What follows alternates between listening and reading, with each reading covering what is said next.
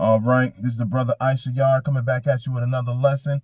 First off, I want to give all praises to Yahweh, Bahasham, Yahweh Shai, Bahasham, Rakakwadash. Double honor to the apostles of the great millstone, which I learned is true from. Honor to all of you brothers and elders out there pushing this word through the four corners of the earth within truth and sincerity. And shalom to all the aquath out there that's listening and learning. And I just want to get into a quick lesson today, talking about fasting.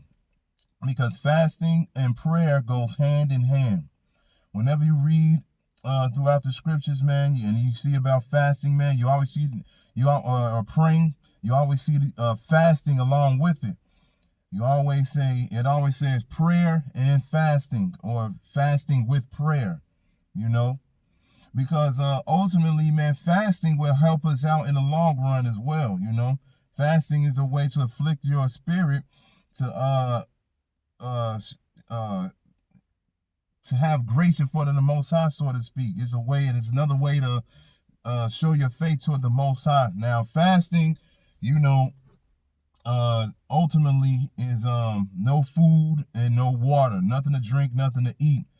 And ultimately, a complete fast would be to do that for 24 hours. And usually, like, it'll start from the evening of whatever day it is. You'll start from that evening, and then you won't have anything to drink or eat all the way until the next evening. So a complete 24 hours with no food and no water. And that's a way to show your faith toward the Most High with fasting, man. You know, prayer is the ultimate, because, you know, that's the way that you call upon the Most High, Yahweh Ba'ashem, Yahweh Shai. That's the way that you call upon him, to speak to him, to pray for forgiveness, to pray for your family, the brothers, or whoever the case may be. Pray for the downfall of this place. You know, whatever the case may be that you feel like you need to speak to him about, then that's what you do, so he can listen to you. But another way to get to him as well is through fasting. You know, right now, Lord willing, I try to fast every week and everything like that, you know, because especially during these last days and everything, you know, it's very important to really get as close as you can to the Most High. You know, I know it can be difficult if you are going to work and everything like that, because I know a lot of us still work, and a lot of us still got to work like 5-6 days out the week. Some of us even the whole week, if it comes down to that, you know. So, but you know, ultimately, if you have time, it's a good thing to fast for the Most High, you know, because like I said, you're afflicting your spirit and you're putting yourself through affliction, which is a good thing for the Most High, you know. You know, they have the Day of Atonement, which you're supposed to fast during that day and everything like that. But you can do it as often as you can, you know, and as that's always a good thing to do it as often as you possibly can, because we really need to show the Most High every week, every day, every second, man, that we have the ultimate faith in him. We only fear him, you know. So I just want to get a couple of scriptures, just giving some examples of that. So let's get Psalms 35:13. It says, "But as for me, when they were sick, my clothing was sackcloth. I humbled my soul with fasting, and my prayer returned into my own bosom." See, they humbled my soul with fasting, and it does humble you. You know, ultimately, man, you know, fasting can kind of prepare you for what's the upcoming famine, man. You know, of course, you know, it won't be as easy, you know, when the famine actually hits and everything like that, because it's not going to be just a 24-hour thing, man. You know, when the famine hit, man, literally there's no food. You don't know where your next meal is coming from or anything like that, you know. So you really gonna have to just move by faith and have faith that the Most High is gonna feed you during those times. But this is a way to kind of prepare for that, you know. Not eating, not having anything to drink. You know, you can do it for one day, you can do it for two, or you can do it for as long as your spirit allows you to do it. you know. But ultimately, man, you know, this is a good thing. You know, all prayer, like I said, prayer and fasting goes hand in hand. So now let's get Daniel 9:3.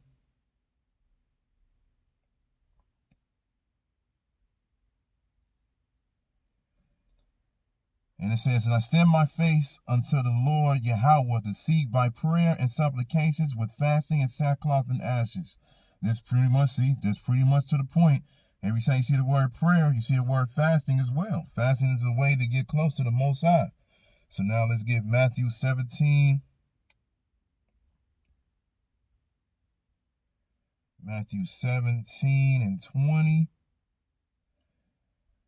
And it says, and Yahushua said unto them, because of your unbelief, for verily I say unto you, if you have faith as a grain of mustard seed, you shall say unto this mountain, remove hence to yonder place, and it shall remove, and nothing shall be impossible unto you. Howbeit this kind goeth not out by prayer and fasting. Speaking of the 2/3, man, they don't go out with prayer and fasting. This kind goeth not out by prayer and fasting. You know, this is Yahushua speaking, saying that these type of people doesn't do that. These type of people don't have prayer and they don't fast. Like I said, prayer and fasting goes hand in hand. You know, and it's not a difficult thing. You know, if you really don't even put your mind to it, you know, it's pretty easy. Especially, you know, just for 24 hours, it's not that hard at all. You know, you can occupy yourself, you know, doing the work or whatever the case may be, you know, even if you're not even doing nothing, you know, it's not that difficult. And once you do it, man, you feel accomplished, you know, because you're doing something to please the Most High. You're doing something to get on his righteous side, you know. So I got two more scriptures. 1 Corinthians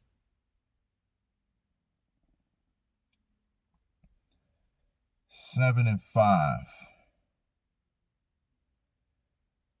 It says, defraud ye not one the other, except it be with consent for a time, that you may give yourselves to fasting and prayer, and come together again, that Satan tempt you not for your incontinency. Exactly, Khan. So Satan won't tempt you. You know, fasting and prayer, and fasting and praying can relieve those demons that's on you. You know, it humbles your spirit. It cleanses you out. You know, because you're afflicting yourself. It tells you throughout the scriptures a lot about going through affliction, going through suffering, and everything like that with joy, though. You know, doing these things, going through affliction and suffering for the Most High is a beautiful thing. And fasting is one of those things, because you can't eat or drink. You know, eating and drinking gives you energy. You know, it keeps you moving throughout the day. You know, with the different proteins and nutrients or whatever the case may be, it helps you move throughout your day. But without that, man, you know, you kind of sluggish, you know. But ultimately, once you're done fasting, hey, that's a good thing. You went through that affliction with joy. So I'm just gonna get one more in the Apocrypha. I'm gonna get Tobit 12:8.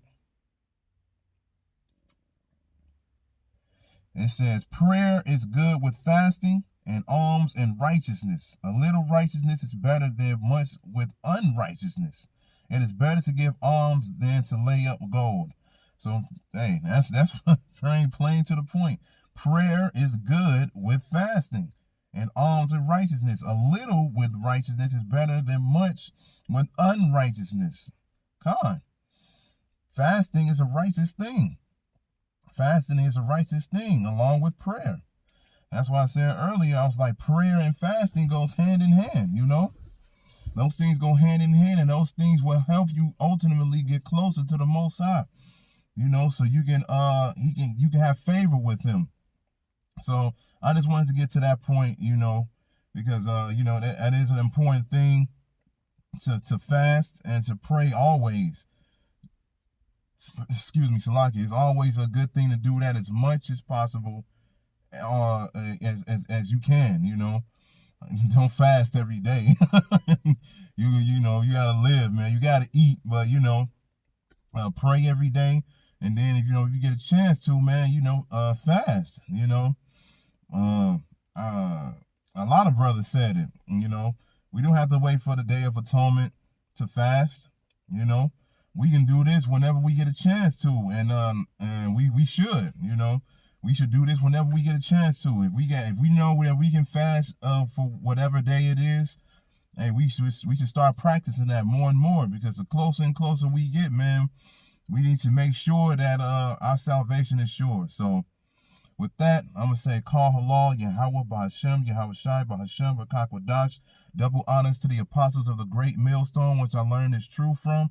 Honors to honor you brothers and elders out there, pushing this word through the four corners of the earth within truth and sincerity. And shalom to the Akwat that's out there listening and learning.